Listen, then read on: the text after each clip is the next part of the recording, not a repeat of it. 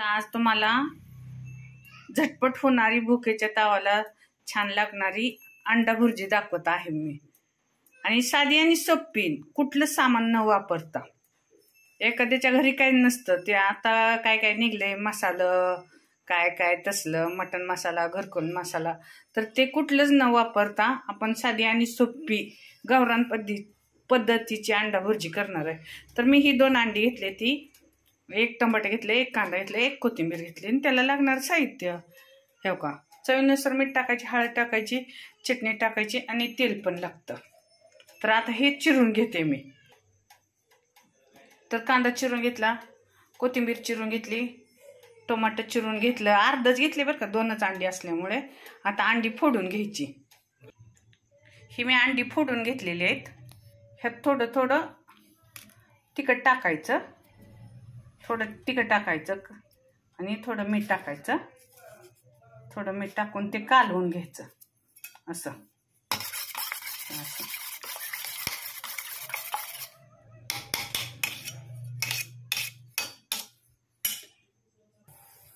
तर आता आपली कढई आणि तेल तापून तयार आहे। आता आपण कांदा आणि टमाटर भाजून घेणार आहे। कांदा टाकलेला आहे, थोडा कांदा भाजून घेऊन मग टमाटर टाकायचे आपल्याला।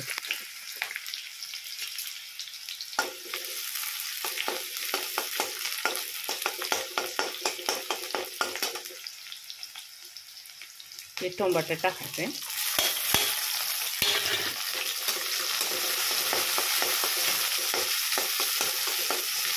हे लाल होईपर्यंत कांदा भाजून घ्यायचा चांगला। हे आपल्याला कमीत कमी साहित्यात होणारा पदार्थ आहे। ज्यांना ज्यांना आवडते त्यांच्यासाठी आहे बरं का। कोणाकोणाला अंडीच आवडत नाहीत, त्यांच्यासाठी पर्याय नाही हा। या अंडी पौष्टिक असतात, डॉक्टर लोक अंडी खायला सांगतात।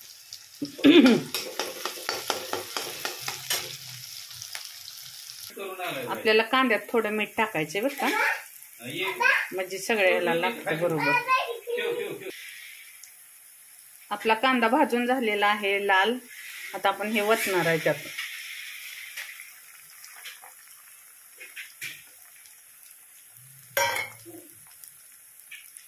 आणि हलवायचं आहे आता आपल्याला।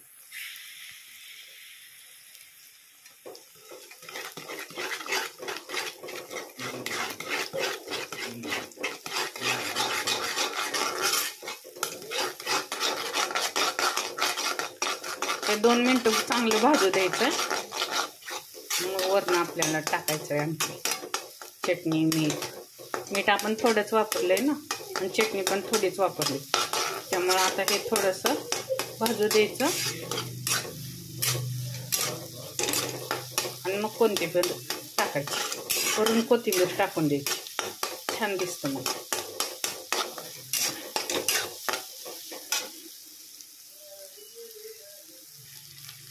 तर आपलं हे भाजून तयार आहे। आता आपण ह्याच्यात हळद, चटणी, मीठ टाकणार आहे। मीठ थोडं टाकलेलं होतं आणि आता हळद पण टाकायची आपल्याला थोडीशी, आणि ही चटणी टाकायची आणि मीठ टाकायचं आहे।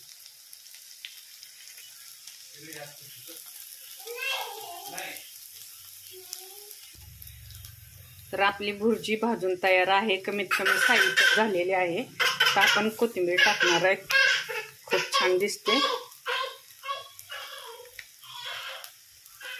तर बघा, रेसिपी आवडल्यास कमेंट करा, लाईक करा, शेअर करा आणि सांगा कशी झाली ती।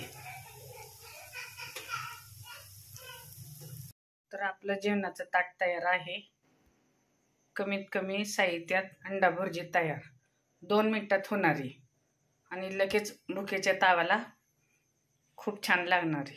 कशी वाटली सांगा।